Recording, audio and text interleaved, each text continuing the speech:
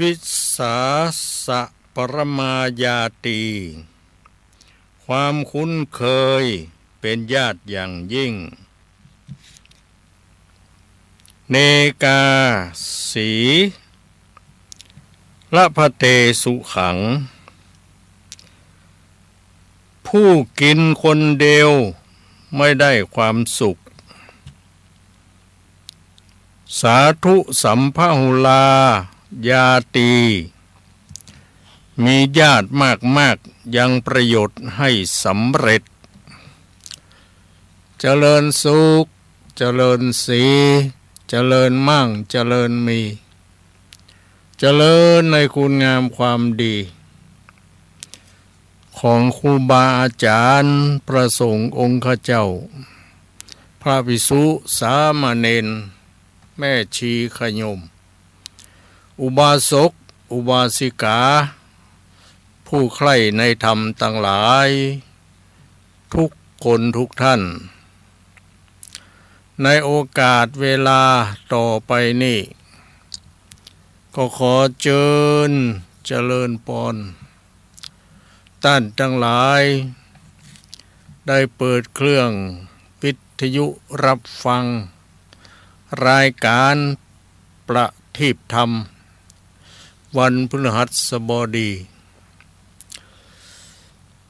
ซึ่งก็ดำเนินรายการโดยตุลุงวัดห้างต่ำตำบลป่างิ้วอำเภอเวียงป่าเป้าจังหวัดเชียงราย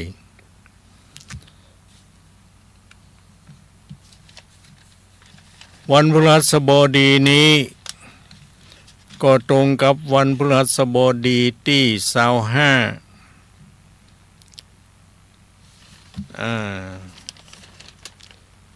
กันยายนนี่น้อง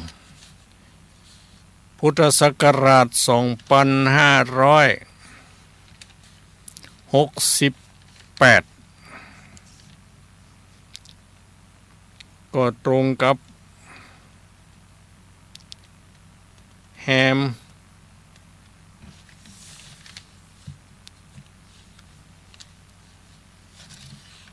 3 ค่ำเนาะเดือน12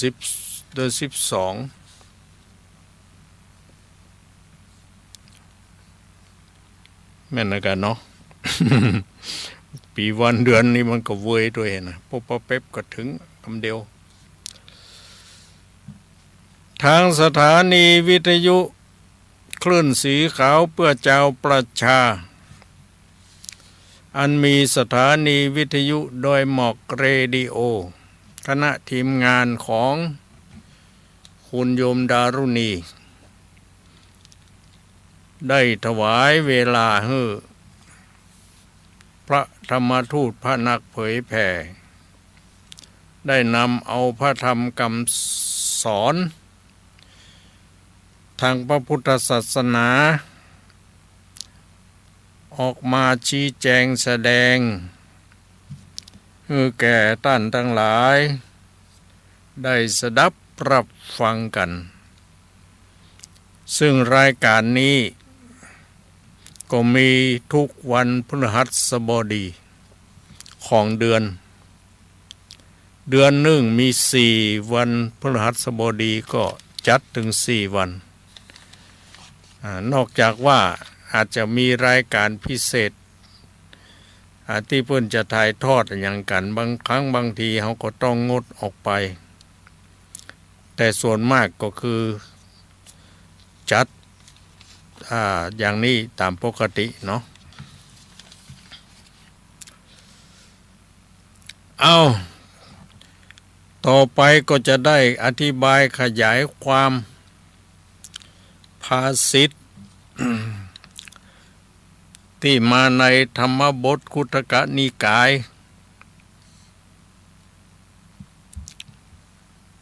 ในหัวข้อว่า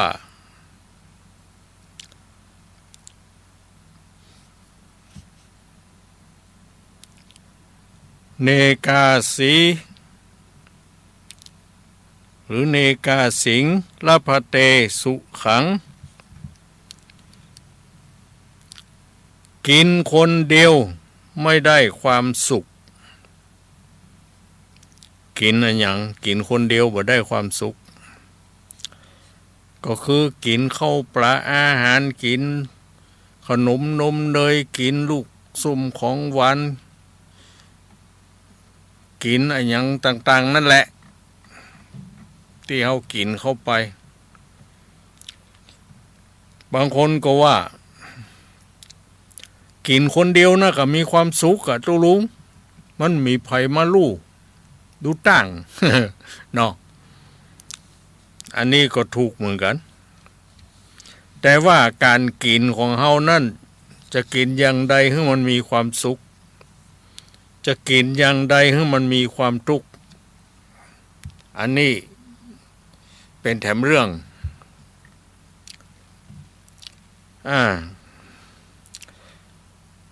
บุคคลคนใดก็ดีกินคนเดียวโดยที่บ่มีไผมาร่วมกินตัวเช่นอย่างพ่ออุ้ยแม่อุ้ยบางคนอยู่คนเดียวบ่มีลูกบ่มีหลานบ่มีไผอยู่ตัวลูกหลานทำมาฮื้อบางทีก็กินคนเดียวก็คือในที่นี้หมายเอาคนที่มีอันจะกินบุคคลผู้มีอันจะกินนั่นก็หมายถึงบุคคลที่มีทรัพย์สมบัติมีเงินมีทองบ่ทุกข์บ่ร้อนใครอยากกินไอ้หยังก็ซื้อเอาหยังเอาได้อย่างนั้นเรียกว่าบุคคลผู้มีอันจะกินนะผู้มีอันจะกินนี่หมายถึงคนรวยเนาะคนรวยทรัพย์สมบัติ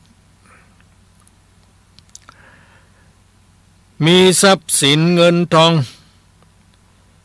พอที่จะช่วยเหลือเกื้อกูลผู้อื่นได้แต่ก็บ่ช่วยทนีทีเหนียวขี้จิอีน้องตามภาษาเมืองเขาก็คือเป็นคนขี้จิเป็นคนตรณีทีเหนียวเป็นคนขี้จิหวังไว้ใจไว้กินคนเดียวนี่บ่ฮื้อไผเลยบ่ฮื้อลูกบ่ฮื้อหลานบ่ฮื้อคนบ้านใกล้เฮือนเคียงบ่ฮื้อไผใดๆทั้งสิ้น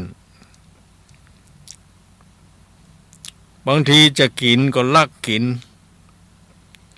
ฮับประตู ลักกินคนเดียวกลัวเขามาหู้มาหัน กลัวได้ห้องเขากลัวเขามาลู่กินอย่างเนี้ยนะอันนี้พวกเรียกว่าคนตรณีทีเหนียวหวงไว้ใจกินคนเดียวบุคคลเช่นนี้เปิ้นว่ามันจะมีแต่ความทุกข์นะทุกข์อะไรอย่างทุกข์ระแวงทุกข์กลัวเขาจะมาลู่กินนั่นแหละทุกข์กลัวเขามาแย่งมาชิงกินกลัวจะกินบ่อิ่มบ่เต็มกลัวได้บิดได้แบ่งให้เขาอย่างนี้มีความทุกข์นะเหมือนกันมีความทุกข์ความเดือดร้อนใจคือมัวแต่หลงกลัวว่าคนอื่นจะมาใจมากินตัวคนประเภทนี้ส่วนมากจะบ่มีมิตรสหายจะบ่มีพี่มีน้องน่าจะบ่มีไผเพราะ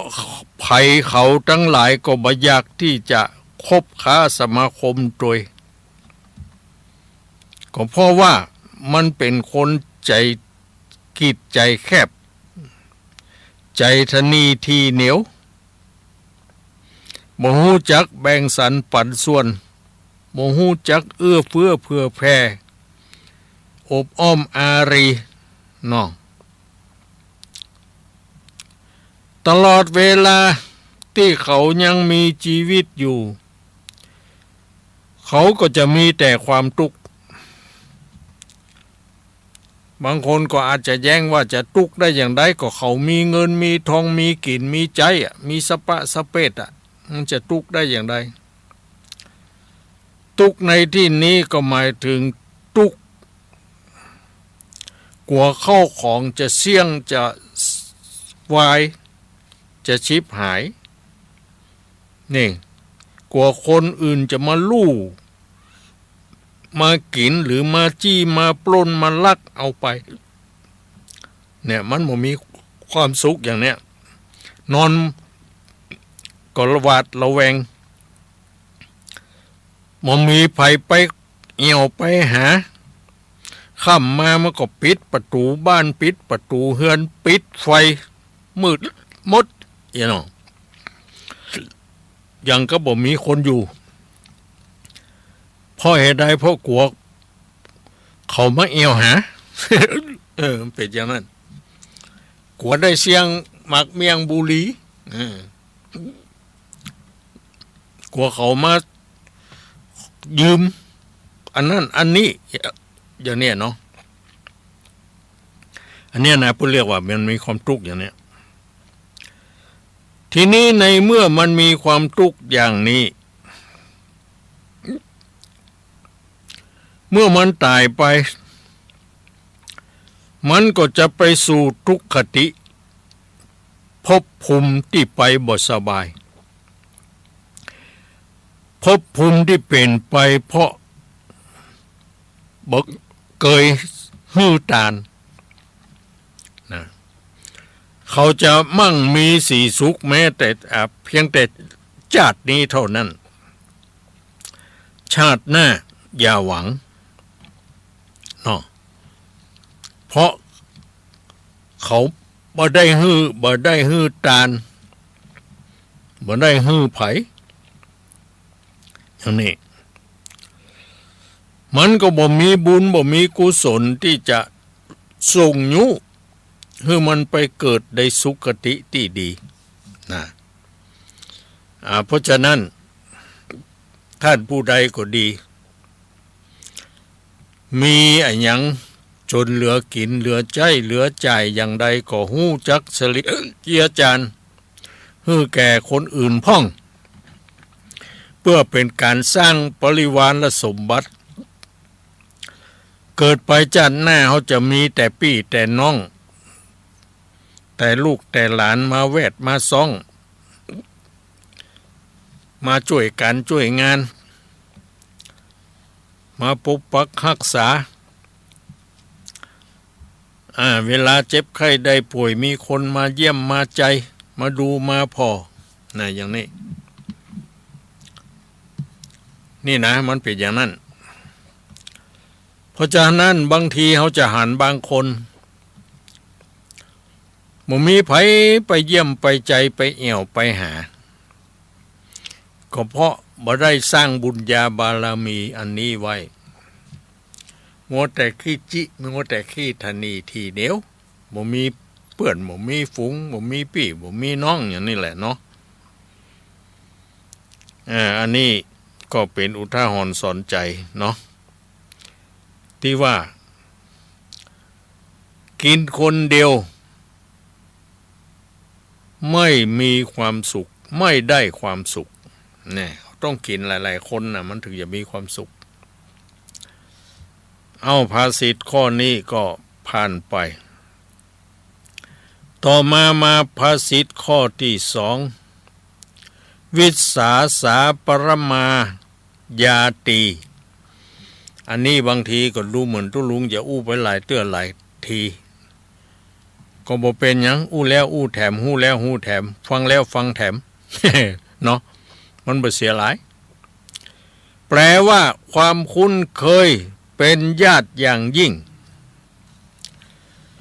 ถึงแม้ว่าเฮาบ่เป็นญาติกันสังสายโลหิต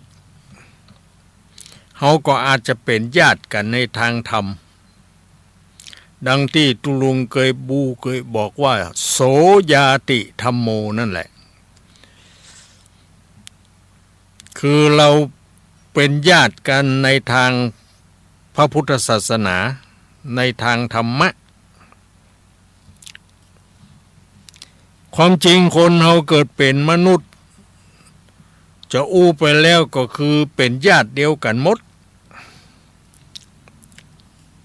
นะและเขาก็มีความคุ้นเคยสนิทสนมต่อกันถึงแม้ว่าจะมาเป็นญาติกันทั้งสายโลหิตก็คือเป็นญาติกันในเพื่อนบ้านเพื่อนร่วมสุขร่วมทุกข์ด้วยกันก็คือเคยอยู่ร่วมกันมาเคยอยู่ใกล้ชิดกันอย่างบ้านใกล้เฮือนเคียงกันเนี่ยถึงแม้บ่เป็นญาติกันทั้งสายโลหิตเขาก็เป็นญาติกันในฐานะเพื่อนบ้านในฐานะที่ช่วยเหลือซึ่งกันและกันเนี่ยหรือบางทีเขาก็ได้ทำงานร่วมกันและก็ยังคอยช่วยเหลือกันมาช่วยเหลือเกื้อกูลกันซึ่งกันและกันมาโดยตลอดทั้งที่บัติญาติโกโหติกาทั้งสายโลหิตแต่เขาก็เป็นญาติกันได้ในทางธรรมดังที่ว่าแล้วนอกจากนี้ยังมีอัธยาศัยความประพฤติตรงกันแถมตัวเนี่ยคนเฮามันจะคบกันได้ก็คือมีลักษณะนิสัยเหมือนกันเนี่ยเป็นคนเสลียเจียจานเอื้อเฟื้อเผื่อแผ่อบอ้อมอารีหูจักฮื้อเหมือนกันมันถึงจะคบกันได้คนหนึ่งใจกว้างคนหนึ่งใจแคบใจกีดมันก็อยู่คบด้วยกันบ่ได้เนาะมันไปคนละแนวมันจะคบจะอยู่กันได้ต้องคนใจกว้างเหมือนกันคนใจดีเหมือนกันจึงจะคบค้าสมาคมกันได้จึงจะเป็นญาติที่สนิทสนมกันนะ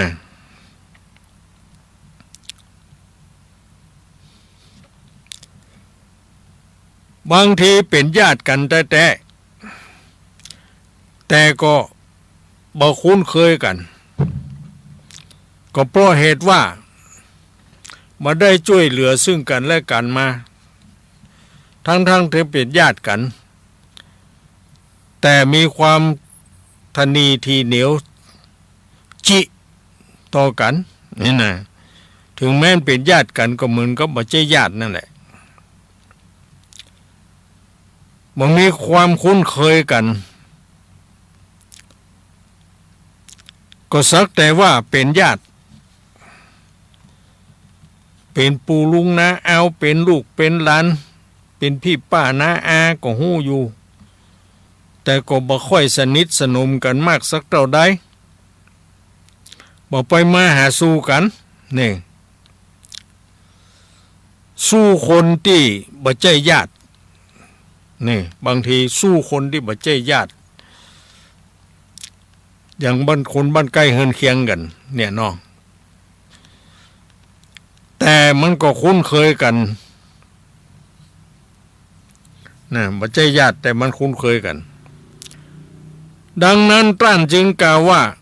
ความคุ้นเคยเนี่ยจึงเป็นญาติอย่างยิ่งนะวิสาสาปรมายาตีเนี่ยความคุ้นเคยเป็นญาติอย่างยิ่งนี่เนาะ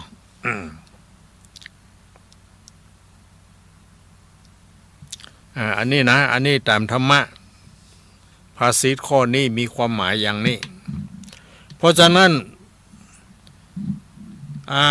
ก็ขอให้ท่านได้เข้าใจว่าคนเฮานั้นถึงแม้นเฮาจะบ่มีญาติตั้งสายโลหิต ท่านจะไปคิดว่าอยู่คนเดียวเพราะเรายังมีญาติร่วมสุขร่วมทุกข์เกิดแก่เจ็บตายเป็นมนุษย์เป็นคนเหมือนกันแต่ของเราฮักกัน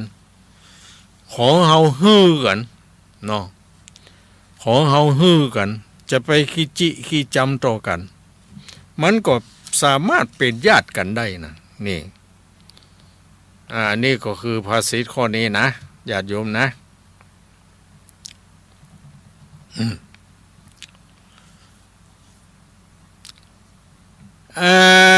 ต่อไปมาข้อที่3เนาะวันนี้เอา3ข้อไปเลยข้อที่3สาธุสัมภหุลายาตีอันนี้ก็แปลว่า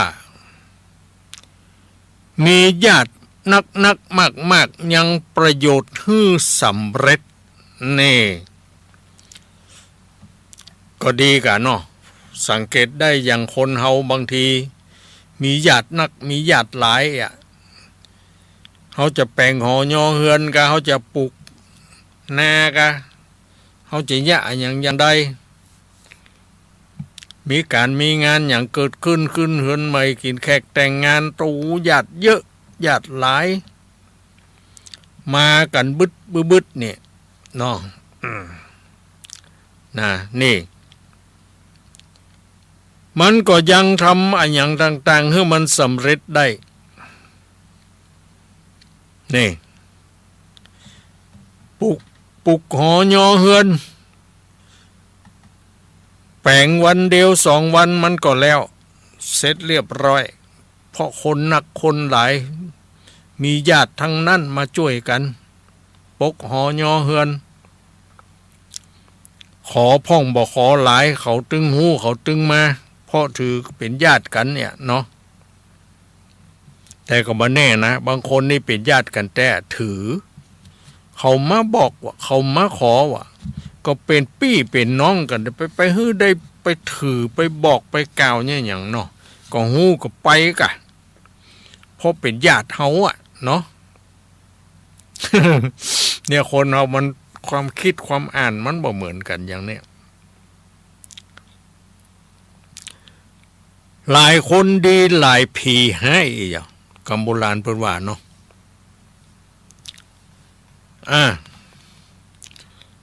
โอ้ปีหลายน้องนักจะหันได้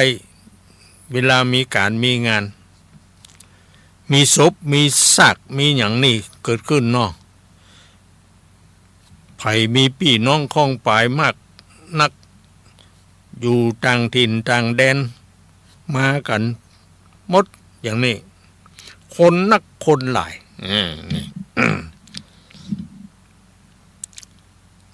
แสดงว่ามี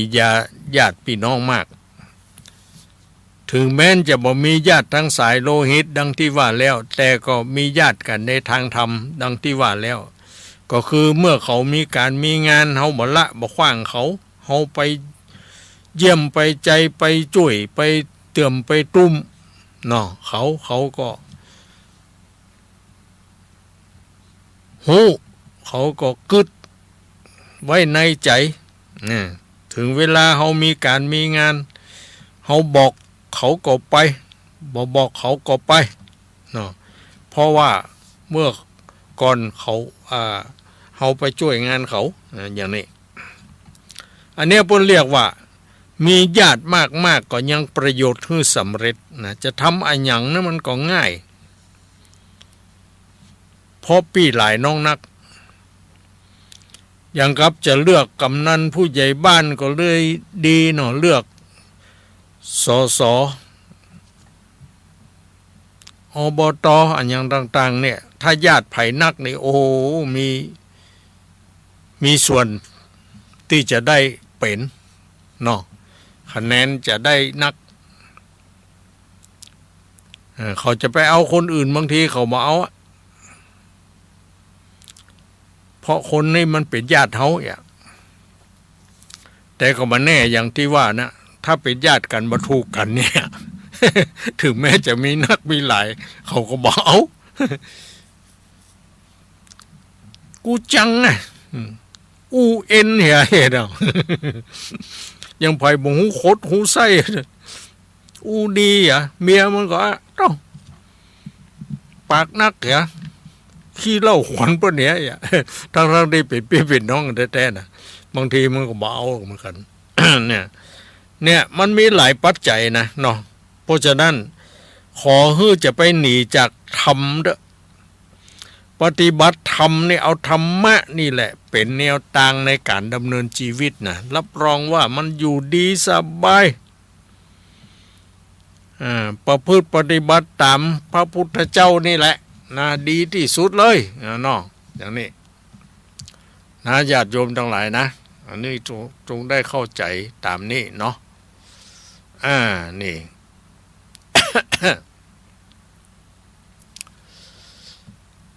3 ข้อว่ากันไปแล้วก็พอจะเข้าใจเนาะคนใดตั้งใจฟังนี่มันถึงเข้าใจหรอถ้าฟังป้องบ่ฟังหลายก็บ่ฮู้ไหนอะบ่เคยเข้าใจอันหยังมากนักหยุดไว้ก่อนภาษิต3 ข้อ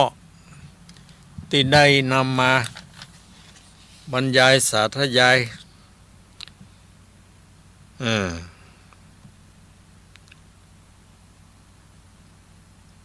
เนกาสิงละพะเตสุขังอยู่กินคนเดียวไม่ได้ความสุขวิสาสาปรมายาตีความคุ้นเคยเป็นญาติอย่างยิ่งสาธุสัมภหุลายาตีมีญาติมากนักยังประโยชน์ให้สำเร็จนี่มีญาติน้อยก็เป็นทุกข์เนาะญาติก็มี2 อย่างญาติทั้งสายโลหิตที่เป็นลูกเป็นหลานเป็นพี่ป้าน้าอาเป็นน้าเป็นลุงกันกับญาติทางธรรมญาติทางธรรมถึงแม้จะบ่เป็นญาติกันทั้งสายโลหิตแต่ว่าเป็นญาติกันในทางธรรมนับถือพระพุทธศาสนาเดียวกันมีการมีงานช่วยเหลือซึ่งกันและกันนี่มันก็เป็นญาติกันได้เพราะภาษิตถึงว่าไว้แล้วว่าวิสาสาปรมายาตีความคุ้นเคยกันนี่เป็นญาติอย่างยิ่งเนาะอย่างนี้เอาต่อไปก็คงจะเล่านิทานคุณหนูทั้งหลายพอตุลุงจะเล่านิทานในปัตตาเงียบปิ้งเล่นโทรศัพท์ก็หยุดยั้งหมด แต่กะ เขาว่าบัดแตะ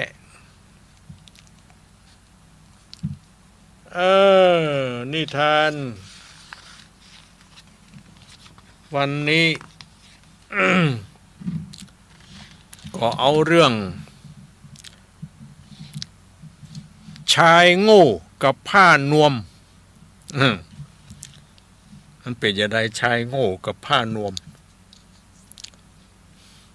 กำเมืองเขาก็บอกว่าชายเง่า กับผ้านวมผ้าห่มนวมนี่เนาะเรื่องราวมันจะเป็นอย่างใดก็ลองฟังดูณกระท่อมเล็กๆหลังหนึ่งนะ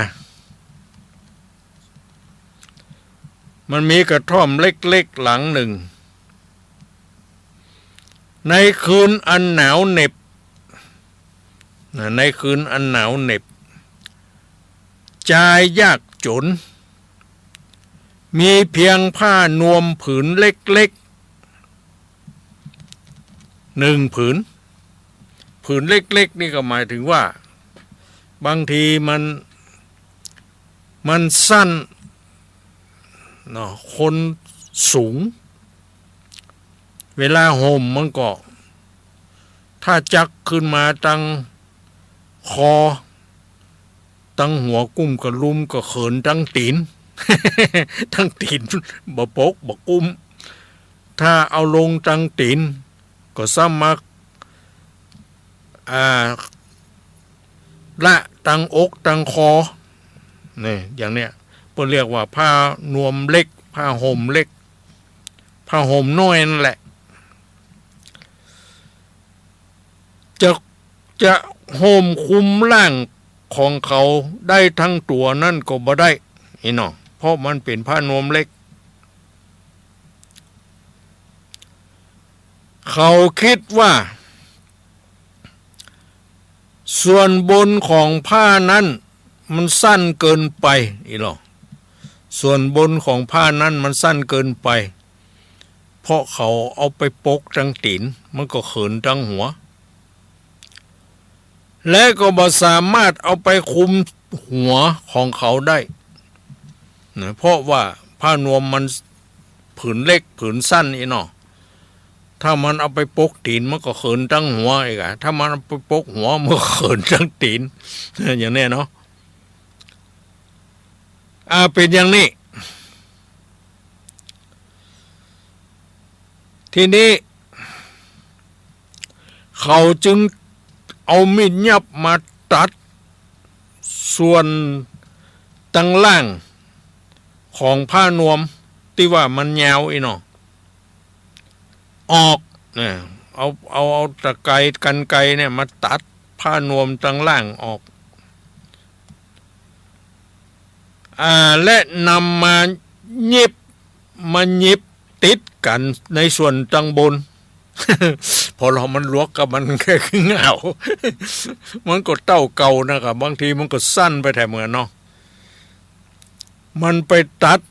ผ้านวมตั้งตีนวะแล้วก็เอามาต่อตั้งบนยิบมันก็เต้าเก่านะกันเนาะ และเมื่อเขาเข้านอนในคืนนั้นก็ปรากฏว่าผ้านวมนั้นมันสั้นเกินกว่าที่จะคุมหัวของเขาหื้อมิดนี่ก็มันก็เต้าเก่านั่นแหละมันตัดตึงตีนแล้วเอามาต่อตั้งหัวเนาะมันก็เต้าเก่านะครับทีนี้เช้าวันต่อมาชายยากจนคนเนี้ยจึงตัดส่วนบนนี่ทีแรกตัดส่วนลุ่มเอาไปต่อส่วนบนบ่เดียวนี่มาตัดส่วนบนแหมของผ้านวมออกแหมแล้วก็นำมายิบติดกันกับส่วนล่าง มันก็เต้าเก่าเนอะเนาะซึ่งมันก็ยาวพอที่จะคุมขาของเขาให้มิดได้นะคุมขาคุมตีนได้แต่เขินตั้งหัวนะกันเนาะแต่คืนนั้นตอนที่เขานอนอยู่เขาก็ได้หู้ว่าผ้านวมผืนนี้สั้นเกินกว่าที่จะใจคุมหัวของเขาได้ลูกมาเมื่อเจ้าทัดมาเขาจึงตัดและเย็บผ้านวมผืนนี้แถมครั้งหนึ่งทีนี้ชายยากจนตัดเย็บผ้านวมกลับบนลงล่างกลับล่างขึ้นบนเช่นนี้ทุกวันจนผ้านวมของเขานั่นขาดเป็นชิ้นเล็กชิ้นน้อย ทีแรกก็เป็นผ้านวมจะดีอยู่เนาะเพียงแต่มันสั้นมาได้อะโมแต่ไปตัดมึงก็ตัดตั้งตีนมึงก็ไปตัดตั้งหัวผู้สุดท้ายผ้านวมเป็นอลอนตอนแตนกันเนาะ เป็นอลอนตอนตีน เป็นชิ้นเล็กชิ้นน้อยและก็บ่สามารถที่จะนำมาห่มกันหนาวได้แถมต่อไปมึงเอ้ยเนี่ยมันว่าปัญญามันดีกับปัญญามันดีหมกใดอย่างใดเนี่ยเนาะนิทานเรื่องนี้สอนให้รู้ว่าความพยายามที่ปราศจากปัญญาย่อมไร้ค่าเสมอเหมือนกับชายคนนี้ มันพยายามตัดผ้านวมตั้งตีนมาต่อตั้งหัวก็เลยเขินตั้งตีนแถมตัดตั้งหัวไปต่อตั้งตีนก็มาเขินตั้งหน้าตั้งหัวอยู่อย่างนี้เพราะเขาโง่เขาบ่มีปัญญานะจึงทำให้ความพยายามของเขาที่ทำปราศจากปัญญาความรู้นะมันก็ย่อมไร้ค่าอยู่เสมออย่างนี้นิทานเรื่องนี้ก็สอนให้เฮาฮู้ไว้ดังนี้แหละ นี่นะจบนะใครพอจะจำได้ฮู้ว่าได้พ้องเนาะเพราะฉะนั้นคนฉลาดมันจะต้องคิดว่ามันผ้านวมมันตึงสั้นอย่างนี้ถ้าเฮาจักขึ้นตั้งบนมันก็เขินตั้งตีนถ้าจักลงตั้งตีนมันก็เขินตั้งบนบ่ใจว่าเฮาจะเอาไม่ยับมาตัดแล้วเอามาต่อมันก็เต้าเก่านั่นแหละเนาะแต่ถ้าไปตัดเอาผ้านวมผืนอื่นมาต่ออันนี้บ่ฮู้เนาะมันก็จะยาวมันก็จะได้ห่มคุมได้สบายเนาะนี่เป็นคติสอนใจไว้คือว่าความพยายามที่ปราศจากปัญญาเนี่ยมันย่อมจะไร้ค่าเสมอดังชายผู้โง่กับผ้านวมนี่แหละนี่ก็จบไปจบไป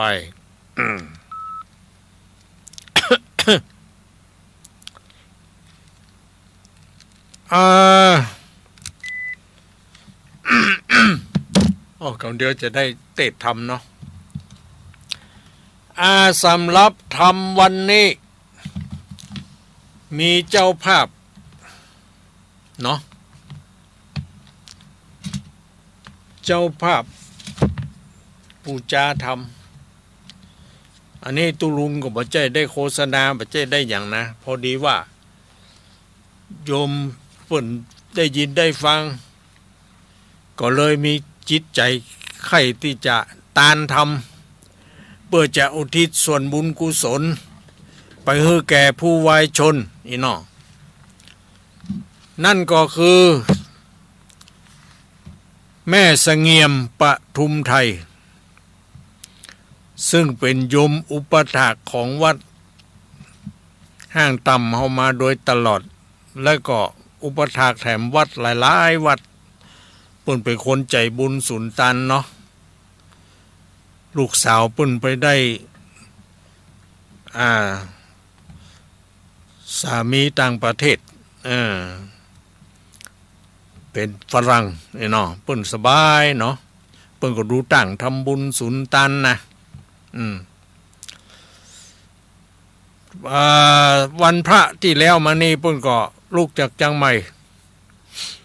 มาที่บ้านห้างต่ำเพราะว่าบ้านเปิ้นอยู่ที่ห้างต่ำนี่หรอเปิ้นไปอยู่ตัวลูกเปิ้นเป็นครั้งเป็นคราวไปมาอยู่เหมือนกันก็เลยเปิดเครื่องรับฟังอยู่ที่เชียงใหม่ก็มีใจที่ใครว่าจะปูจาธรรมแปะขนคำเนี่ย ที่จะเทศในวันพระวันพัดเนี่ยเป็นภูกที่10นี่น้องเป็นภูกที่10 เพื่อจะได้ตานอุทิศส่วนบุญกุศลไปหายังป้อสวิงปทุมไทยนี่น้องซึ่งเป็นอดีตสามีนี่น้องเนี่ยบางคนก็หาว่าผัวเมียกันบดีตานทำให้แก่กันบดีทำบุญหากันวะบางทีก็ไปตัดไปบันกันความจริงบ่ถูกนะเนาะอันที่ตัดบันกันนั่นหมายถึงว่าบางทีจะเอาไม้บ่ได้ กลัวว่ามันบัดได้ตัดได้บันบัดได้ละได้ขว้างกันแต่เห็นเนาะมันด่วนตายไปยังกระทันหันอีกเนาะ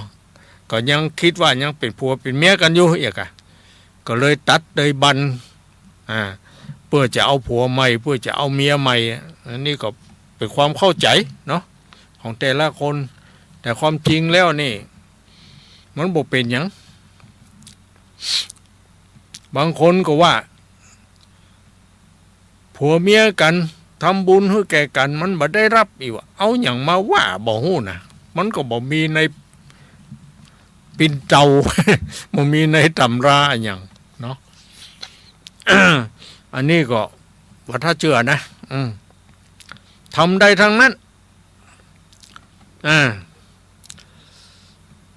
บางทีก็บอกว่าบดีฮือลูกกลับเป็นคนตานว่าอย่างนั้นอย่างนี้ดีหมดอะเนาะไผจะตานก็ได้ นะเอาละนี่ก็ทำผูกที่10คืนวันนี้เรื่องแปะคำแปะขนคำนี่เจ้าภาพแม่เสงี่ยมปทุมไทยเป็นเจ้าภาพเนาะปูจาทำผูกดีเพื่อจะอุทิศส่วนบุญกุศลไปให้แก่ป่อสวิงปทุมไทย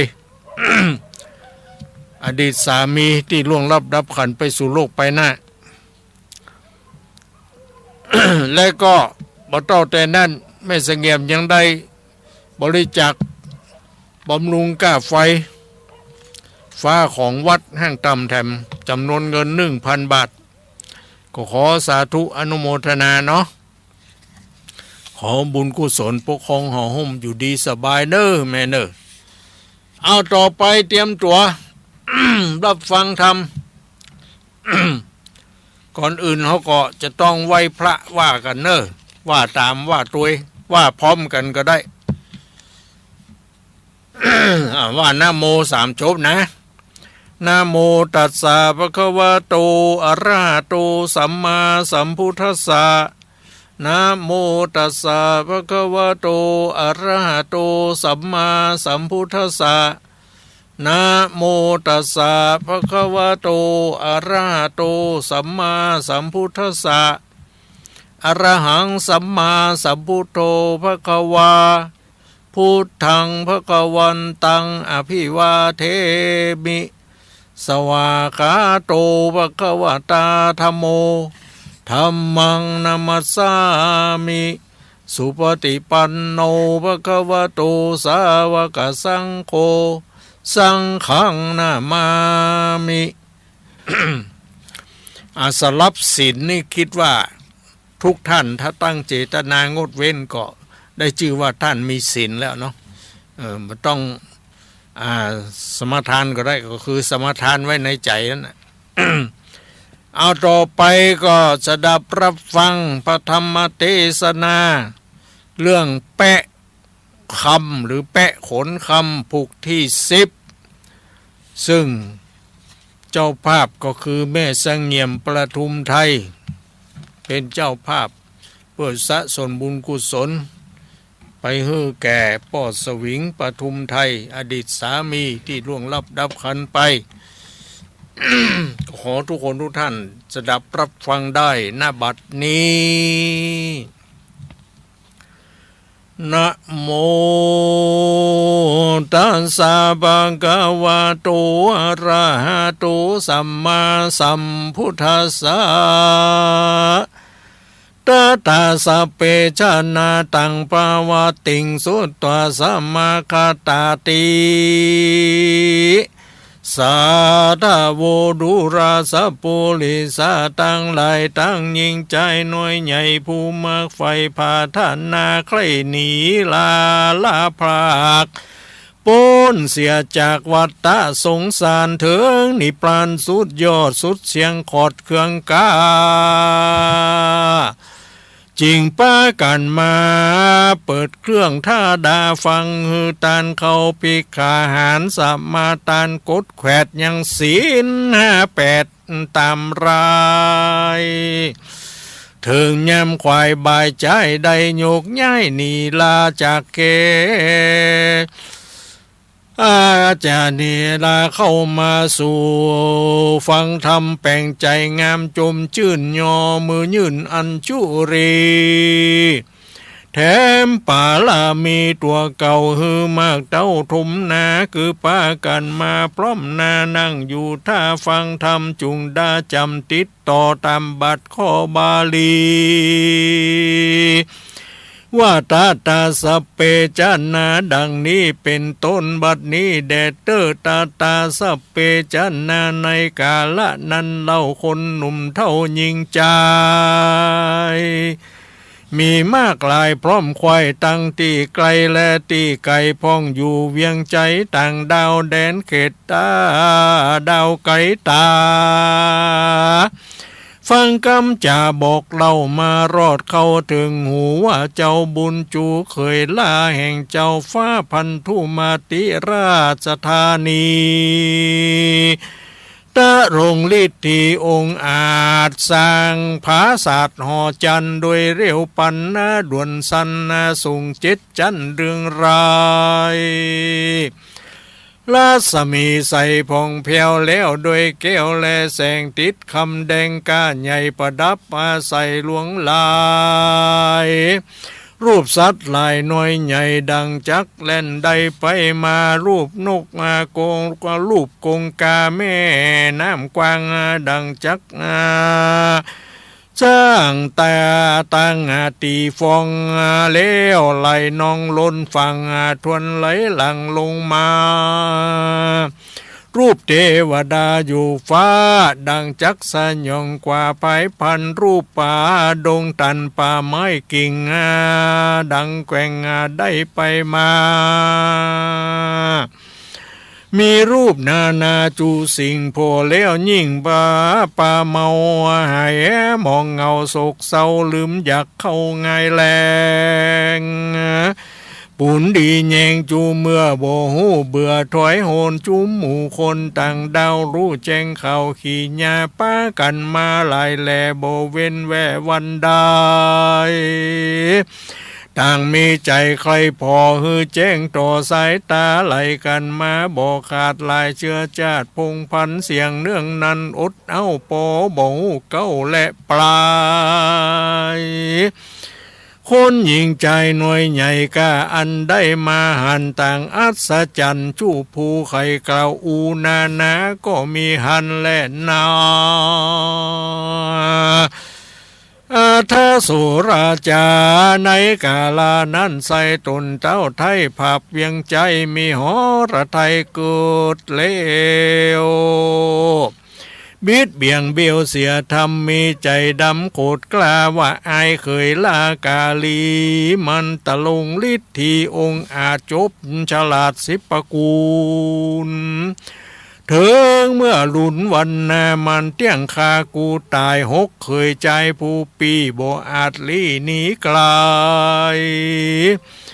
มันเตี้ยงยับไปค่ำคาฮือคว่ำนาดับขันยกตัวมันนั้นเล่าขึ้นเป็นเจ้าแตนตูนจุ้มริปนเอาหาดตั้งอามาตหลวงหลายคนยิงใจมวลหมู่ย่อมจบสู้ตัวมันกวนเร็วปันจันนาส่องหายังจ้องอุบายเพื่อฮือมันตายมุ้ยมั่งอย่าฮือใดข้างนั้นไปโคกันขาหนึ่งในเมียนจอดเต้าเจ้ายอดผู้บันอันใจหันกำเศร้าก็เรียกปู่เท่าปโลหิตามาเปิกษากาวจี้ฮือแจงที่อุบายปู่ผีพายบับใบก็กลับไว้ทุนสาว่าข้าแด่มหาราชเจ้าตนเป็นเก้าเวียงใจควนเร็วไวตกแต่งฮือตาแข่งนาวาคือเอาเรือมาพร้อมนาพายแข่งตาจอมกันคนใดบทตันเจ้าหมู่เล่นจ้าอยู่ไปหลังจุงยับยั้งผู้นั้นโดยด่วนสันบัดเดียว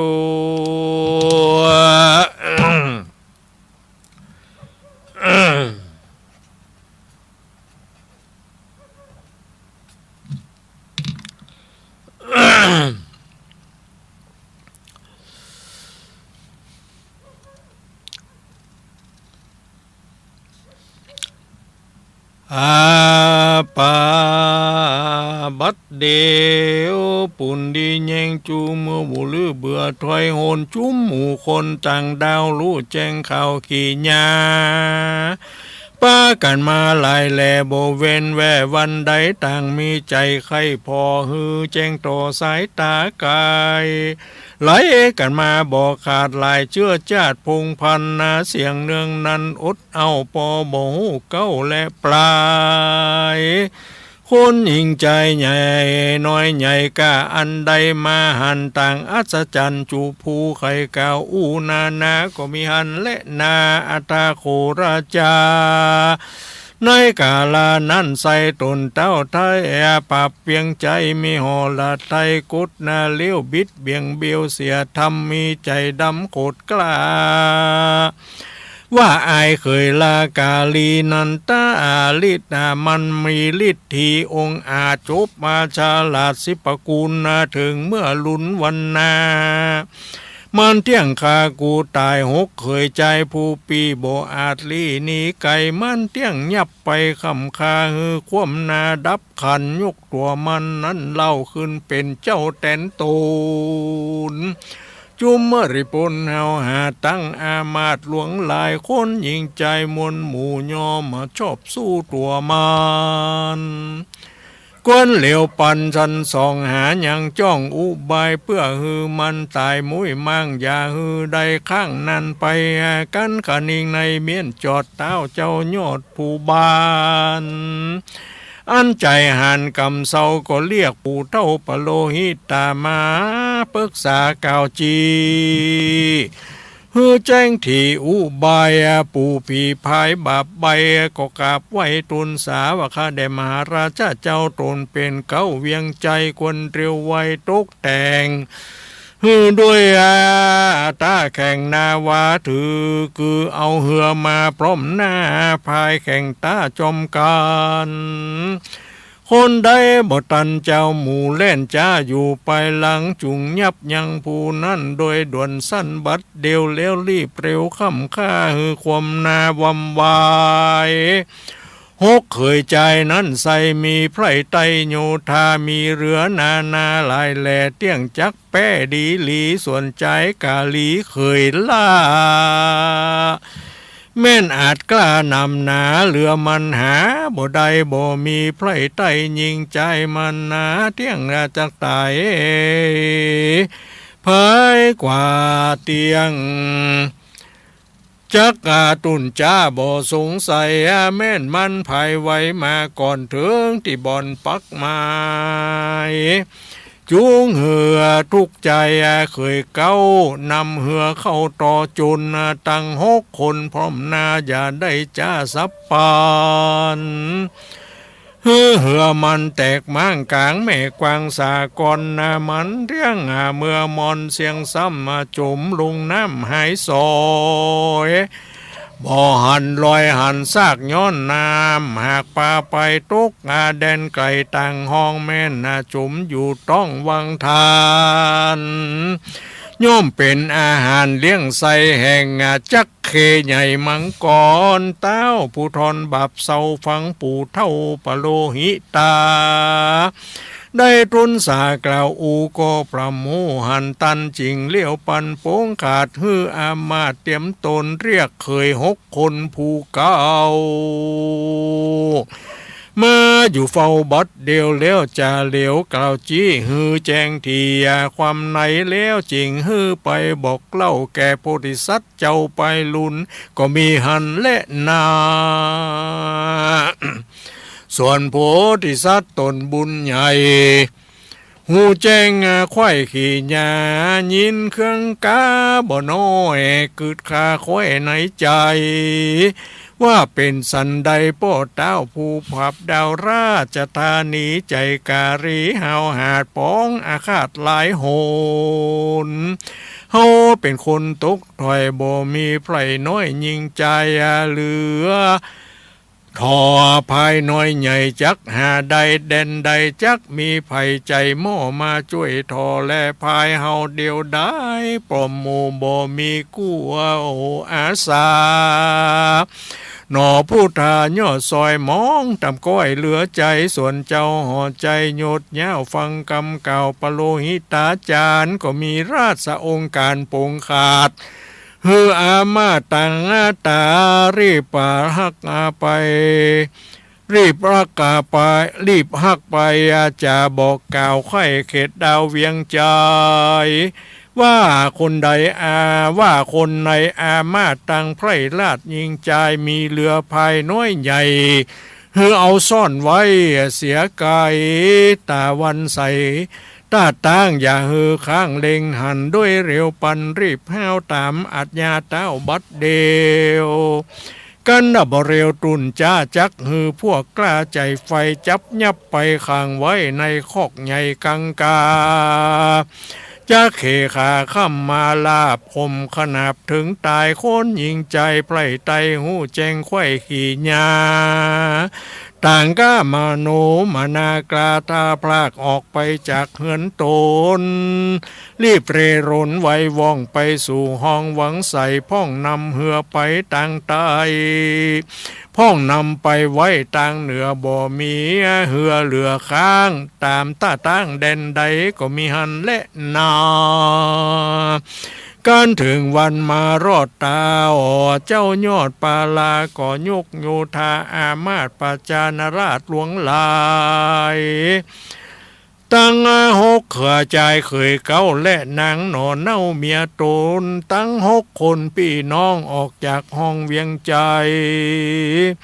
กันกาไกลไปรอดถึงที่จอดดอนสายเคย6 ใจน้อยใหญ่ตั้งไพร่ไต้อาสาขึ้นนาวาพร้อมหน้าเพื่อแข่งตาตามราย ส่วนเขยจ่ายสุดซอยหนอพระยอดซอยบุญนา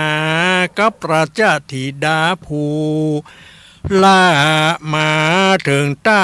หลุนหลังเจ้าพ่อยังตีไกลตั้งไปไต่ไปเหนือบ่หันเหือเหลือเศษอยู่ที่เขตแดนใดเจ้าห่อใจใจหยาบซ้ำคำราบไขปานว่ามึงจุงเลี้ยวปันโซไซหาเหือใดนำมากันรอราเนิ่นจ้ากูจักฆ่ามึงตายส่วนเคย6 ใจหยดใหญ่ก็เนาะใหญ่จอมกันว่าวันนี้เป็นวันสุดซอยมึงจักได้หันนางยอดซอยคิงบางจักได้ละนางเป็นไม้ตุกการ่อนร้ายเหลือหลายเหตุมึงเตี้ยงตายมุ้ยมอดบ่อาจรอดตาดีรีหนอมุนีหนุ่มเน่าร้อนไม่เอาเรือใจจริงเรียบฟังไปไตก็บ่ได้หันเหือปอกขึ้นตั้งเหนือรีบห้าวถึงดันดาวแดนไกล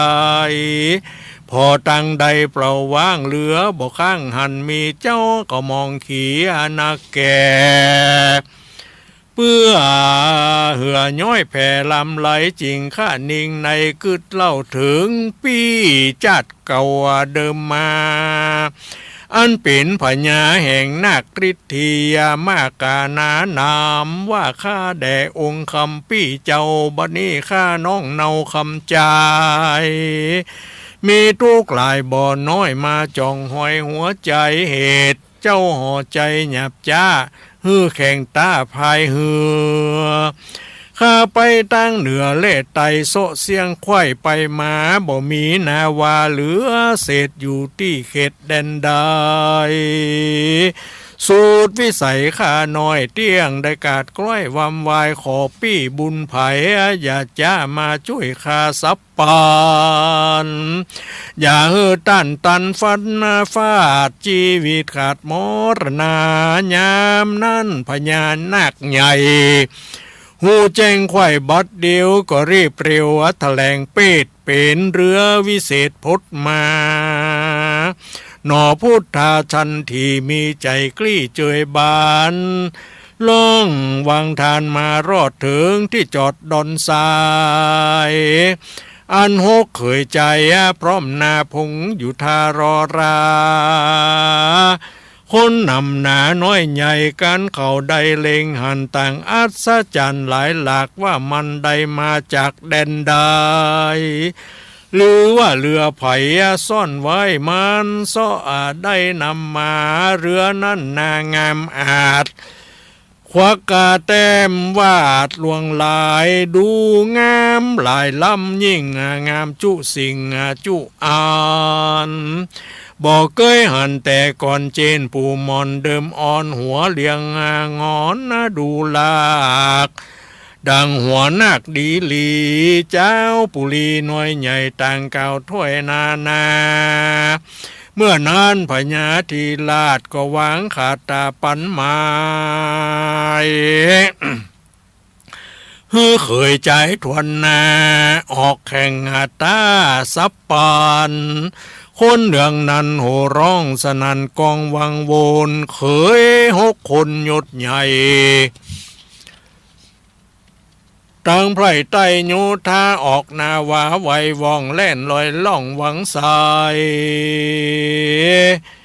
เรือเจ้าไวยิ่งกว่าเล่นล้ำนาบัดเดียวเล่นรีบเร็วบ่ผ่อนถึงที่บ่อนปักไม้เคยใจตุ่นจ้าไปลอดลาลุนหน้าหลังเต้าตะปังขดไม่แข่งแถมไม่ลายตีหนอมุนียอดซอยบ่ตกถอยยำได้เรือเร็วไว้บ่ผ่อนไปถึงก่อน6 เคยจุมมาคนเลยโห่ร้องสนันก้องอาณา6 เคยพญายศใหญ่ยินขดไม่เหลือลายย้อนละอายลายแลบ่อาจเป้ใจเดียวต่างรีบเร็วพร้อมควายนำเรือไล่ต่อโจรเพื่อฮือหนอพัตสาพลมวยมังลากลางแม่กว้างคงกากันเหือเข้ามาถูกต้องยังเหือแห่งน้องเคยปลายเหือเขาตั้งลายนั่นใส่แตกฟุ้งไข่เป็นพงตกจมลงต่ำใต้หมดเสียงไข่ตันตาตั้งอยู่ทาหนุ่มเทาตั้งเคย6 คนโจ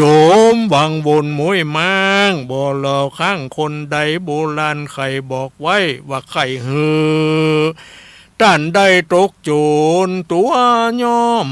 ทาลนหิวหอดใครฮือต้านวอดวัวตัววายเคย6 ใจอวดแกวนหากมาเป็นหน้ากากแกวแว่นแยงเงาขอ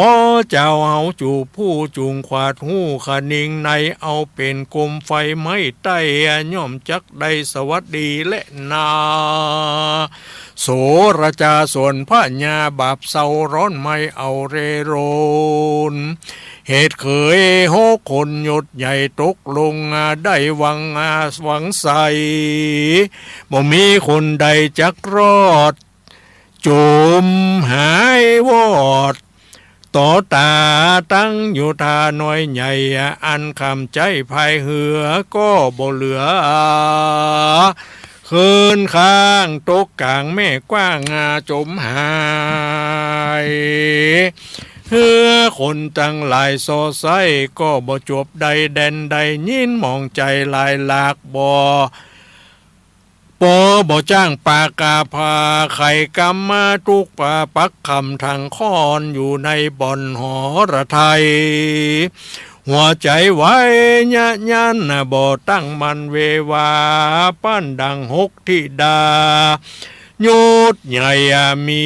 ข้าใจตัวไปคือนางในมวลหมู่วังแวดอยู่เป็นปริวาร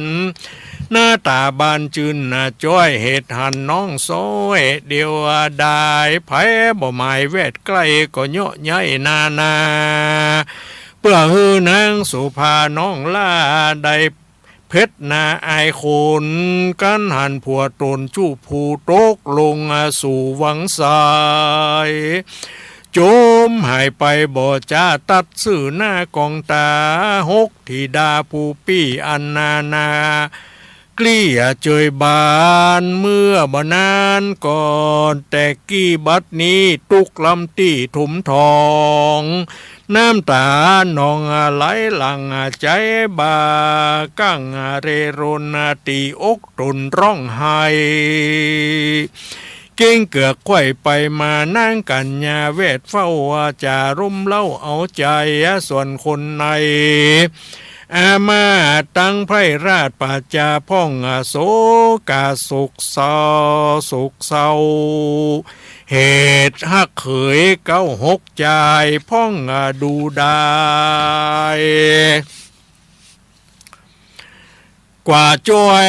บ่ตามก้อยมองใจล้างพ้องไข่เก่าอ้างว่าการแข่งมาจ้างปังปายแข่งเหือพายน้อยใหญ่ย่อมแข่งได้ดีหลีแข่งป้าละมีนั่นใส่แข่งบ่ได้เนินนายโบราณหมายกล่าวจีโบมีที่สังกาคนปาลากลาหยาบคมขนาบคนบูนปางไปลุนเมื่อซอยตัวจักถอยมองขี่หันต้านมีอย่าไปไข่อยากใดหันต้านขี้ไหลก็อย่าไปดูแคลนมีเงินแสนคำหมื่นอย่าได้ลื่นหวังใจเหตุคนไหนโลกกล้าบ่ฮู้ปลายหน้าดีหลีกวนหลีกหนีตังบาปเล่งเข้าหับตังบุญจักเป็นกุลอันใหญ่โสมาไฟจินตนาจุมโยธาอามาตปจานาราชคนในต่างจากไขต่อถอยมีบ่น้อยหลายประการส่วนพญาเจ้าฟ้าตุกโศกาลาเผาล้นใจเววนสะตอนบ่ฮู้ผ่อนหมายหายก็ปาคนหลายมนมัวปอกเข้าสู่เวียงใจเมื่อยามไปโหสาวสนันดาวอานายามปอกมาหมนเมียงดักไข่เสียงยิงใจโยธาหลายอาจกล้าเตียวกลุ่มนาดูดิน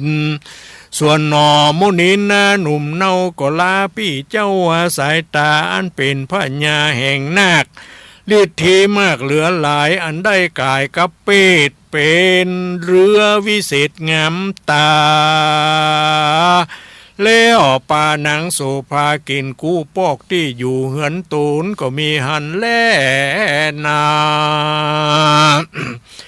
อาทาสาโกเทวานามินโตในกาลานั่นใส่เตปไทยอินตาเล่งลงมาลูกได้หันหนอพระที่ไว้ตะลงยานได้ตกพันตำก้วยอยู่ตุบน้อยมุงคาตั้งพญายุดใหญ่ก็บ่ต้วยไต่ตามกองติปองใส่ตูดอันร้ายหดหนานำเพื่อเฮอหนอคุณทำที่ไว้ได้ร่อนไม่เครื่องใจควรรีบไว้ช่วยกำเฮอล่วงล้ำภัยมานได้สำราญชื่นจ้อยในภาษาสวยหอจานคุณสวรรค์นาคบุญใหญ่คือเทพไทยอินตาก็บอกเทวดาตนองค์อาจจบฉลาดกองธรรมมาได้จื่อจำบ่พรแต่จัดก่อนเดิมมาว่าดูราเทวดาตนวิเศษจุงลงไปสู่เขตพันธุมตินครธานียามร้อยตีเตียงข้อเตียงค้อนแสงงามถือไม้ค้อนตัวไปเข้าไปในภาษาที่เต้าที่ราชใส่ญาแสงถามปัญหา10 สิ่งอันลึกยิ่งเดิมอ่อนฮือเจ้าผู้ทนที่ลาดได้กึดขวาดขานิ่งไหนแก้เร็วไว้อย่าจ้าอย่าฮือล้ำกว่า7 วันกันพญาตันมืดบอด7 วันรอดตึงมาแก้ปัญหาบ่ได้จักเอาค้อนใหญ่ตีหัวเพื่อเฮือตัวเจ้าจ้างได้มวยมั่งดับคานการไข่ปันกล่าวจี้ฮือแจ้งที่ตามลายจุงรีบวนไขว่ปิกปอกไม้น้ำออกขึ้นมาเทวดาตนองค์อาจกันนาเต้าที่ราชขุนสวรรค์ ได้ไข่ปันบอกเล่ารู้เงื่อนเข้าความในก็เสด็จมาไว้บ่จ้าลงสู่หน้าเมืองโคนสำแดงตนที่ใกล้แห่งเต้าไทยพันตูมตินากรภูทรอันพงนอนยังย่อนอยู่ในบ่อนพังกาแล้วถามปัญหาย่อแคบอันเลิกกาแลบ10ประการฮือเต้าผู้บานยุดใหญ่จำจื่อไว้ในใจแล้วจะไขคำลาบคมขนับนาเต้าขุนอินตาบุญกวางหากกล่าวอ้างปันหมายแล้วพันภายคืนสู่ย่างที่อยู่คงสวรรค์ก็มีหันแล่นาปุณที่ว่าเสกันวันรุ่งเจ้าตาเต้าเป็นเจ้าผาปาลาก็เรียกปโลหิตาผู้ฉลาดต่างนักปราชญ์อาจารย์เสนาหันหนุ่มมาเท่ามาอยู่เฝ้าอาสับปานแล้วไข่ปันกาวจี้ฮือแจงทีขี่หญ้าว่าคืนแล้วมาเที่ยงคอนเฮาอยู่บ่อนหอในม้อยลับไปสะดุ้งตื่นปิกปืนฟื้นมึนตาหันเทวดาตนวิเศษมาจากเขตเมืองสวรรค์ถือมือถือพันค้อนใหญ่ยืนอยู่ใกล้กองตาแล้วถามปัญหาเลิกแลบอันนาย่อแคบ10ประการว่าฮืออาจารย์นักปราชญ์ผู้ฉลาดจุบทองติป่องเก่าแก้ฮือแม่นแต่ตามลายจุงจะหมายเมียดไว้7 วันไข่เป็นตราเฮาจังมาต่อหน้าเพื่ออยู่ท่าดาฟังกันต้านยังบ่อาจหานักปราชญ์ตะลงทำมาไข่กำมาเก่าจี้ฮือเสียงตี้สังกาคอนอันนี้นะพอไว้เฮาจักฟาดใส่ตีหัวเพื่อฮือตัวเจ้าจ้างได้มุ้ยมั่งมรณาเทวดาก่าวแล้วก็กาดแก้วหายโหนเฮามีกังวลเอาไม่รับบ่ได้ตั้งคืนกวางเมาวุ่นไหววันใจบ่มันเลโรนดูราขุนตั้งตนอามาตตั้งนักปราชญ์อาจารย์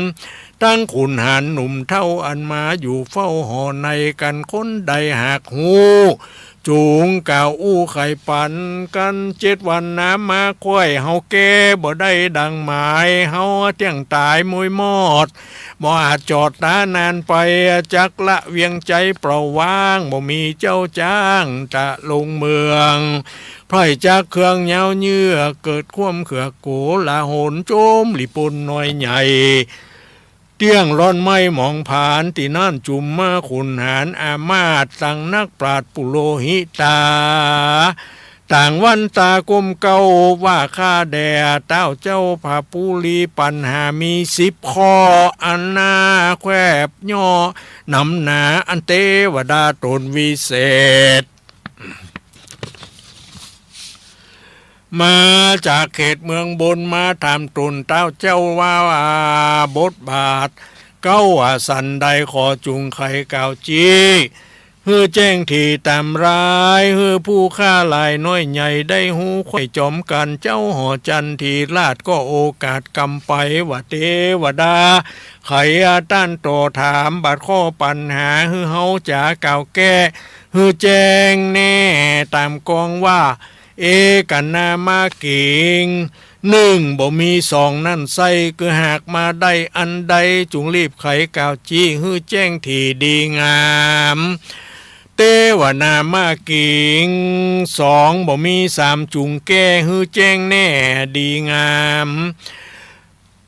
ตีนามาเก่ง3บ่มี4บ่มี5บ่มี6บ่มี7บ่มี8บ่มี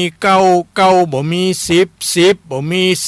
11หากเมียนเสร็จ10 ข้อจุงต้านต่อไข่มาเฮือจุงเ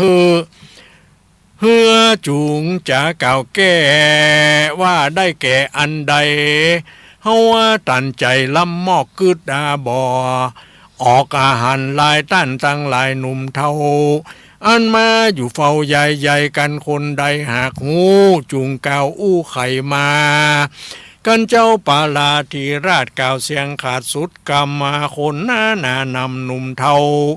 อามาเก้าโยธาปโลหิตาผู้ฉลาดตั้งอามาต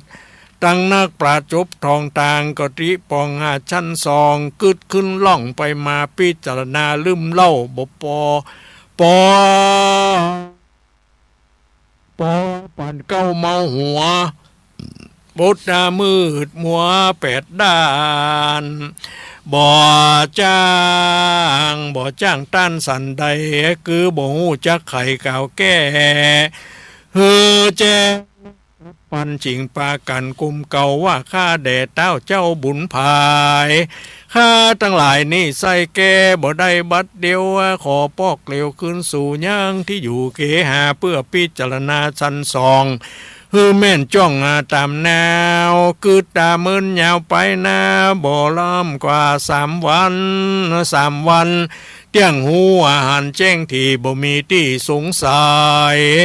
เจ้าว่าหัวใจที่ลาดก็อนุญาตปงปานฮือเขามันมนหมู่ปอกที่อยู่เหือนโตน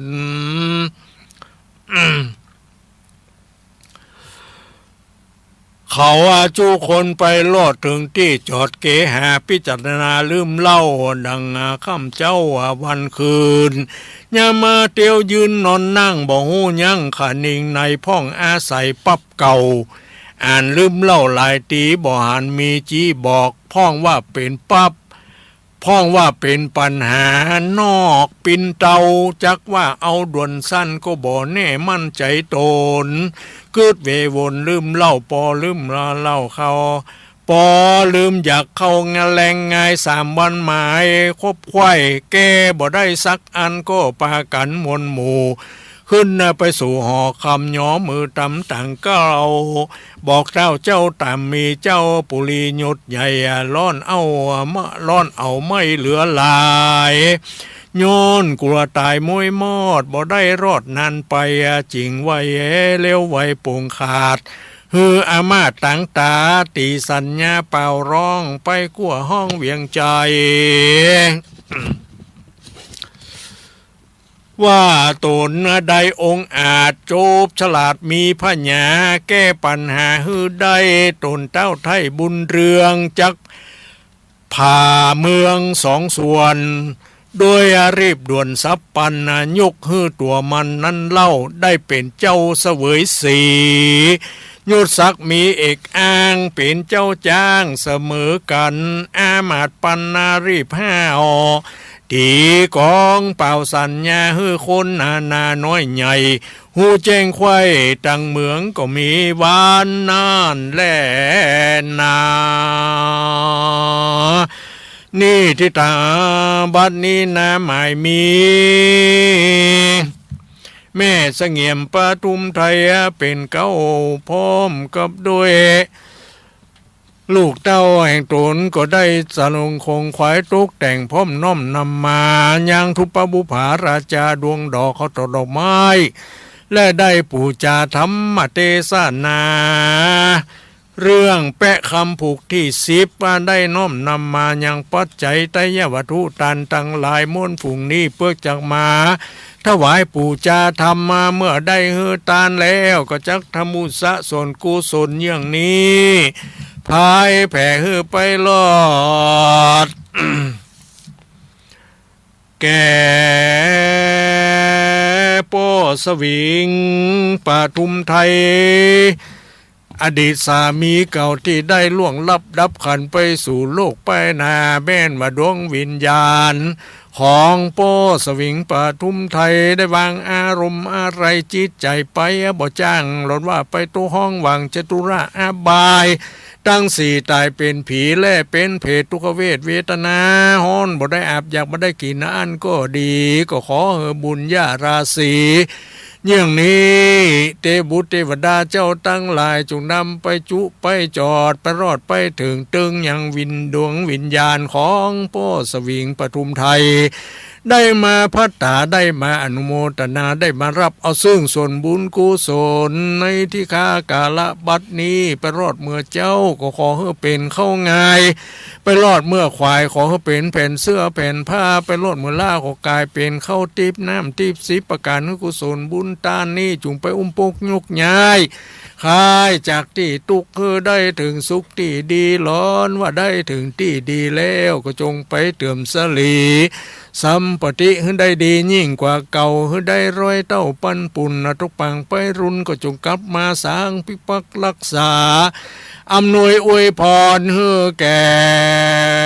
แม่เสงี่ยมปทุมไทยพมด้วยลูกหลานญาติพี่น้องอันอยู่แห่งห้องเมืองคนนี่ฮือได้ปราศจากเสียซึ่งยังทุกโศกโรคภัยไข้เจ็บนาประการฮือมีความสุขความสำราญเบิกบานใจมีโชคลาภวาสนาบารมีคุณงามความดีอยู่กับตัวตลอดไปนั่นจุงจักมีเตียงแต่ดีหลีนี่ที่ตังขีญาสั่งวันนาวิเศษจ้าวันนะแปะคำผูกทวนสิบก็บังโกมสมเรศเดชแล้วเต้าดีก่อนแล้วจบลงไปแล้วแปะคำผูกที่10เอาต่อไปให้ตั้งจิตเจตนาศรัทธารับปอนยะถาวาลิวาหาปุราปลิปุเรนติสากรังเอวะเมวะอิโตตินังเปตานังอุปกปติอิจิตังปฏิตังตุมหังหิปเมวะสมิสตุสเพปูเรนตุสังกปาจันโทปนรโสยะถามณิโจติละโสยะถาอิมินาทุปอุภาตานังรัสธรรมเทศนาตานังแปะคำผูกที่10ตานังปัจจยะตานังนิปานังปะระมังสุขังบุญญาภิสันตราสีอย่างนี้น่ามีมากมูลสถาอุบาสิกาไม้มีแม่เสงี่ยมปทุมไทยพร้อมเดินลูกหลานญาติพี่น้องก็ได้ปูจาลดธรรมเทศนาผูกหนึ่งชื่อว่าแปะคำผูกที่10ในน้อมนำมายังปัจจัยไตรวัตถุต้านทั้งหลายมวลพวกนี้พุจะมาถวายเป็นตานปูจาธรรมเมื่อได้ทานแล้วก็จะทำบุญสะสมกุศลอย่างนี้พายแผ่ประรอดแก่ดวงวิญญาณของโพสวิงปทุมไทยผู้จุติมรณะไปสู่โลกไปหน้าแม่นจิตวิญญาณในวางอารมณ์อะไรจิตใจไปบ่จ้างร้อนว่าไปตู้ห้องหวังจตุระอบายตั้ง4ตายเป็นผีเป็นเพศทุกเวทเวทนาอยู่ในฐานะที่ได้ที่หนึ่งที่ใกล้ที่ไกลห้อนบ่ได้อับยาบ่ได้กินอันก็ดีก็จุงได้มาพัตตามาอนุโมทนามารับอสุส่วนบุญกุศลในดิคากาลบัดนี้ได้กินได้บริโภคได้ป้นที่ยากได้ภาคจากที่ตุกได้ถึงสุขที่ดีร้อนว่าได้ถึงที่ดีแล้วก็จงไปเติมสลีสัมปติอันได้ดียิ่งกว่าเก่าให้ได้ร้อยเต่าปันปุนนกปังพลุนจุกมาสั่งปิปังรักษาอำนวยอวยพรเมตเสงี่ยมปทุมไทยพ้องได้ลูกหลานอยู่แห่งห้องเมืองคนนี่ให้ได้อยู่ดีมีสุขอายุมั่นยืนยาวประจารุสโรคภัยไข้เจ็บนาประการให้มีความสุขความสำราญเบิกบานใจมีโชคลาภวาสนาบารมีมีคุณงามความดีอยู่กับตัวนั่นจึงจักมีเต่งแต่ดีลีตำในยักตาภาษาบาลีเตอัทลทาสุขิตาวิรุณหาพุทธศาสเนอโรคาสุขิตาวัฏสาสัพพยาติภิอายัญจโคทักขินาทินาสังฆามิสุปฏิติตาติคารตังหิตายสถานาโสอุปกปติโสยติธัมโมจะอายังนิทัสสิโตเปตานาปูชาจักตาวลาลาปลัญจปิคูนมโนปทินังตุเมหิปุญญังปสุตังอนัปปกันติสัพพิติโยวิวัจจันตุสัพพโรโควินัสตุมาเตภวัตวันรายโยสุขีติกายุโกภวะอภิวาตนาสิริสนิจังมุทาปจัยโนจตารโรธรรมาวัตันติอายุวันโนสุขังพะลังสาธุสาธุอิทังโนโหตุสุขิตาโหตุยาตโย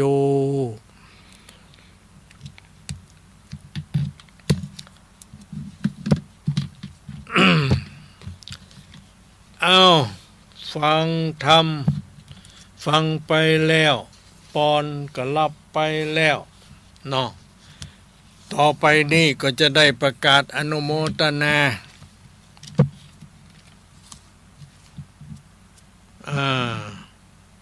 ญาติโยมทั้งหลาย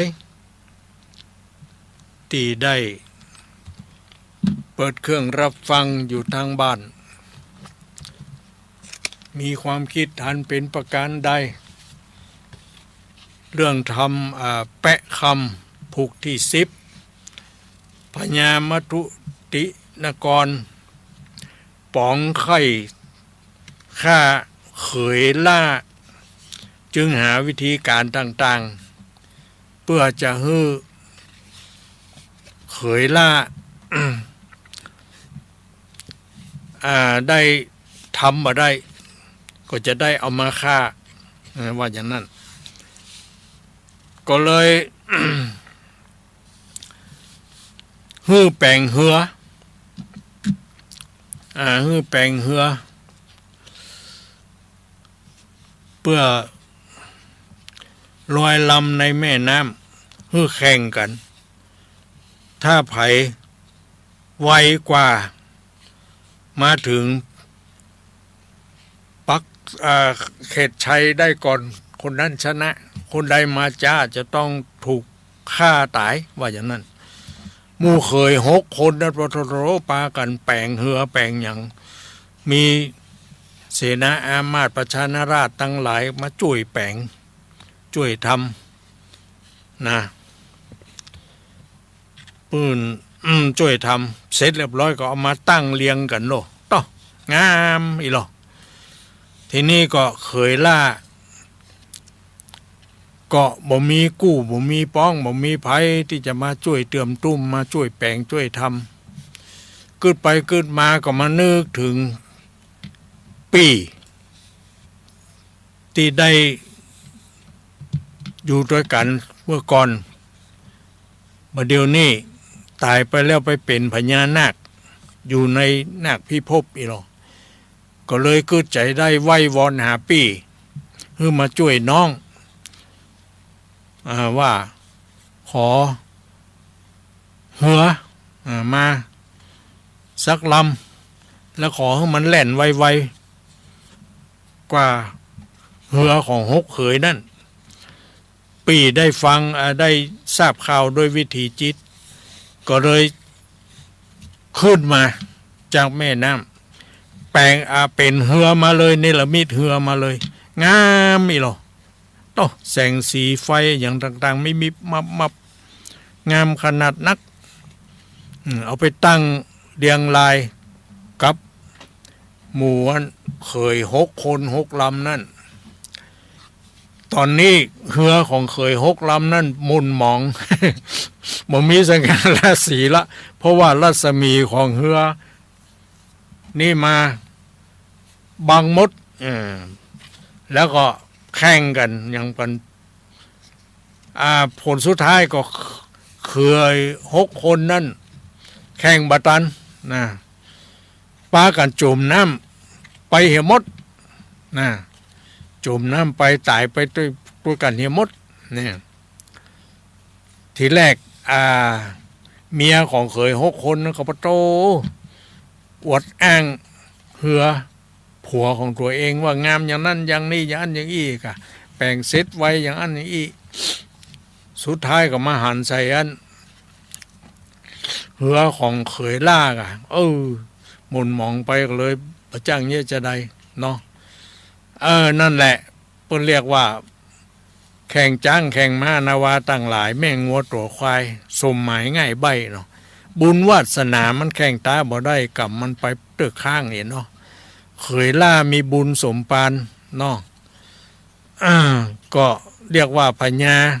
พันธุมตินกรก็บ่สามารถที่จะเอาโทษฆ่าเขยล่าได้เนาะก็เลย หาวิธีการอย่างอื่นทีนี้เตบุตรพญาอินก็อ้อนใจว่าพญาพันธิมกุลกรนี่ก็คงจะเนี่ยอย่างแถมก็เลยฮือเทวดาเตบุตรลงมาเนรมิตเอาขวานมาตัวยเข้าไปในปราสาทของพญาพันธุมติลกรแล้วก็ พญาก็ฝันหันว่ามีเทวดากำดาบกำอย่างมายืนต่อสองหน้าแล้วมาบอกว่าฮือแก้ปัญหาอีหรอ10 ข้อภายใน3 วัน7 วันถ้าแก้บ่ได้จะต้องตายอีหรอข้าจะเอาดาบนี่มาฟันหัวตัดหัวนะว่าอย่างนั้นปัญหามีอยู่ว่า1บ่มี2 2บ่มี3 3บ่มี4 4มี5 5บ่มี6ว่ะ6มี7 7บ่มี8 8มี9 9มี10 10บ่มี11มันเป็นอะไรหยังว่าอย่างนั้นภายใน3 วัน7 วันแล้วแก้ไขบ่ได้ข้าจะมาปิ๊กมาจะตัดหัวอีหรอต้อปัญญามันสะดุ้งตื่นเนาะโอ้โธใจทรงอยู่อย่างนะก็เลยตีกองร้องเปล่าประชุมเสนาอามาตย์ทั้งหลายอู้ให้เขาฟังว่าไผแก้ปัญหาได้อย่างใดพ่องจะตกรางวัลฮื้ออย่างนั้นอย่างนี้จะฮื้อขีดเมืองเกิงอย่างนั้นเขาป้ากันกืดไปพอในปินเตาในป๊อบอันอย่างต่างๆที่เคยเขียนไว้ก็บ่หันปรากฏมีก็เลยแก้ไขบ่ได้ปากันลาปิกบ้านปิกจองมดอย่างนี้ เพราะฉะนั้นเรื่องราวมันจะเป็นอย่างไรแถมเขาค่อยฟังในผูกต่อไปเนาะอันนี้ก็ขอสรุปไว้เพียงเท่านี้เนาะ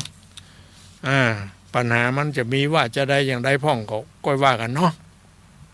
เอาละญาติโยมทั้งหลายตอนนี้ไปก็จะเปิดโอกาสให้ญาติโยมได้แจ้งผลการรับฟังเข้ามาโทรเข้ามาได้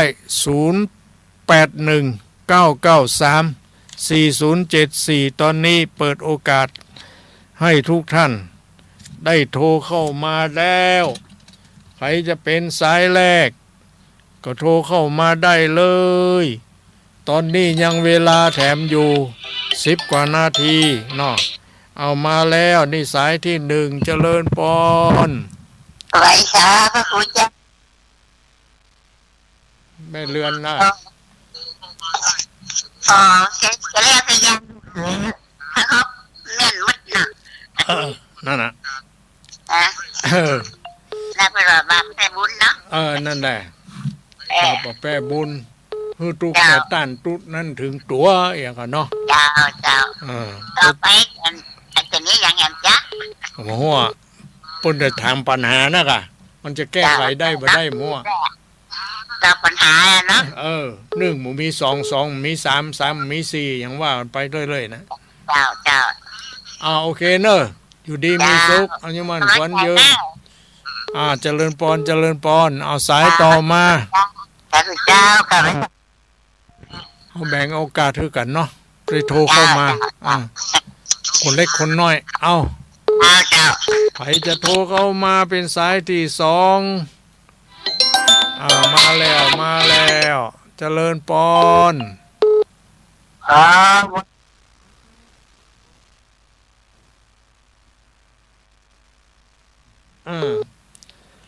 รับฟังอยู่เนาะครับเด็ดเรื่องบันทึกเข้าใจดีเนาะเข้าใจดีเนาะดีละพ่อนะครับโอ้ยตลอดอนุโมทนาสาธุไว้จ้าครับสาธุมาแล้วสายที่2ป่อบุญธรรมต่อไปสายที่3เอาเข้ามาสายที่3เข้ามาแล้วเจริญพรว่าเจ้าตุลค่ะแม่อินมาแล้วแม่อินเสมิงแม่อินเกิดมาประสูงเนาะมาได้ตัดผ้าห่มเนาะนั่นตัดผ้าห่มเนี่ยกังวลเนาะอยู่ดีมีสุขเป็นกำลังใจแล้วเจ้าเจริญพรแม่อินเสมิงสาธุสายที่4เข้ามาเนาะสายที่3แม่อินเสมิงมาแล้วสายที่4เจริญพรจับไว้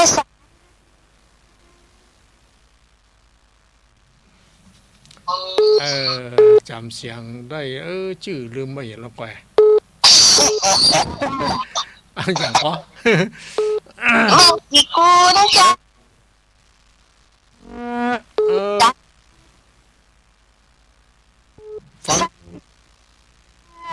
เนาะสาธุสาธุอนุโมทนาแม่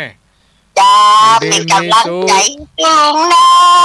อยู่ดีมีสุขเจริญพรเจริญพร ลุงก็ขอให้อยู่ดีมีสุข เป็นลมพอลมใสของแมวกระถาแน่ ได้เลยได้เลย จ้า สายต่อมา จ้า สายต่อมาสายต่อมาใครจะโทร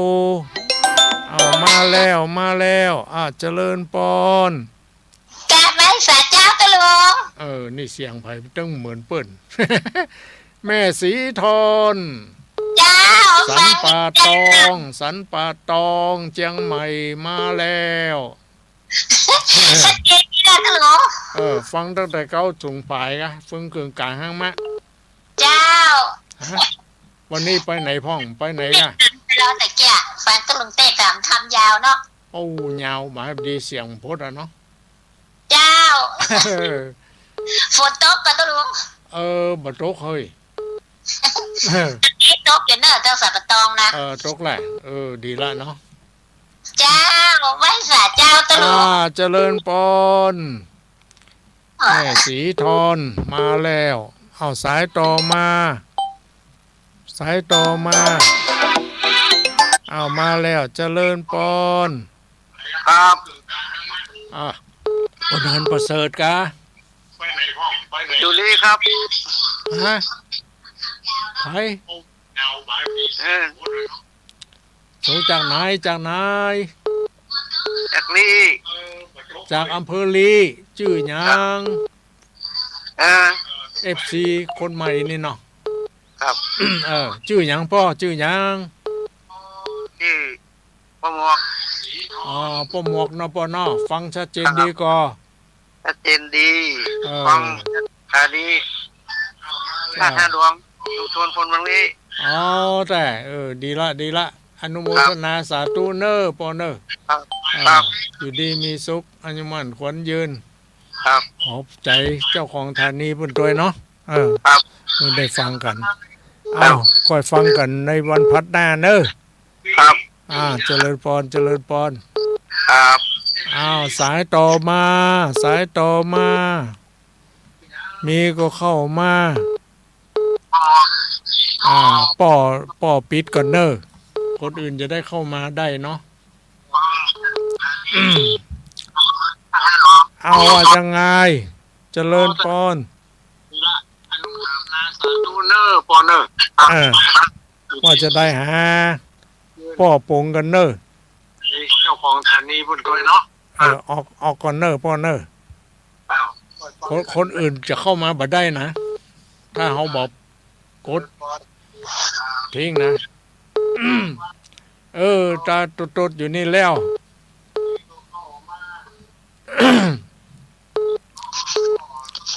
ป่ออย่างที่อยู่อำเภอลีออกจากนั่นก่อนเนอะนั่นค่ะเจริญปอนเจริญปอนฮะว่าได้แม่ออนแม่จอนแม่อย่างก็ พร ฮะ แม่พรล่องวัวแดง แม่พันล่องวัวแดง ฟังได้แต่ต้นไงคือกลางห้างแม่ ฟังอยู่รับอยู่ ฟังฐานีนายฮะไฟหินเนาะชัดเจนดีเนาะ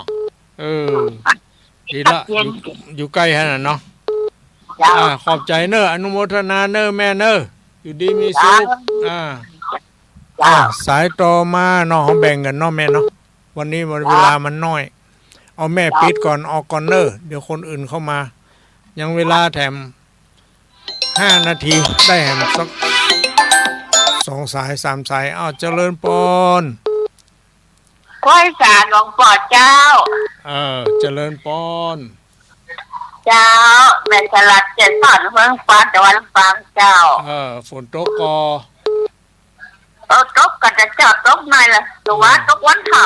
ำ เย็นเดียนเนาะ มากะ แต่ว่ามันได้ยากการกลางแจ้งด้านนะ เจ้า บ่เป็นหยัง ฉันผ่านอะกันทุกวันนี่ ดีละอายุวันโนสุขังปาลังเด้อแม่เน้ออยู่ดีมีสุข แม่ฉลาดแก่ซ้อนมาแล้วเจริญปอนเอาสายต่อมาได้แหม2 สายจะหมดเวลาแล้วเนาะได้แหม2 สายเนอะพยามาเอามาเลยเข้ามาแจ้งผลการรับฟังมาแล้วเจริญปอนเจ้าไม่สาตาตลงทองมาจากวันห้องละพูนเป็นเด้อแม่สุแก้วว่าแม่อย่างไรแม่สายทองเจ้าแม่สายทองทำเนี่ยแก้วนามสกุลเจ้าแต่ดีละชัดเจนดีเจ้าชัดเจนดีเนาะเจ้าฝนตกก็ผูกที่อันแปะคำได้อันผูกที่10ผูกที่10แม่มันมี15ผูกฟังกันเรื่อยๆเนาะตุลุงเจ้าชัดเจนดีอันฟังอันลำพูนดีโอ99.50เจ้าแล้วก่อนสิ่งทุลุงก็ชัดเจนดีหรอเจ้าชัดเจนดีเนาะพวกคุณนี่เนาะเจ้าอนุโมทนาเด้อแม่เด้อสาธุเจ้าต่อไปสาเจ้าอยู่ดีมีสุขอยู่ดีมีสุขสาธุเจริญปอนเอาสายต่อมาได้แถม1 สายสายนี่สายสุดท้ายเนอะสายสุดท้ายเจริญปอนไปสาเจ้าเจริญปอนจากไหนแม่น้อยตาโถกลำปางเจ้าแม่น้อยตาโถกลำปางมาแล้วรับฟังพิจารณาชัดเจนดีเนาะชัดเจนดีเนาะแม่เนาะฟังตั้งแต่ต้นบ่ฟังตั้งแต่ต้นเนาะเจ้าขอบใจอนุโมทนาเนอะแม่น้อยเนอะอยู่ดีมีสุขอายุมั่นขวัญยืนและขอบใจอนุโมทนาเจ้าของธานีทุกธานีเนอะตอนนี้ก็หมดเวลาแล้วกดเด่นเนอะบัดนั้นน่ะแต่เป็นยังไงตอนนี้กันนะ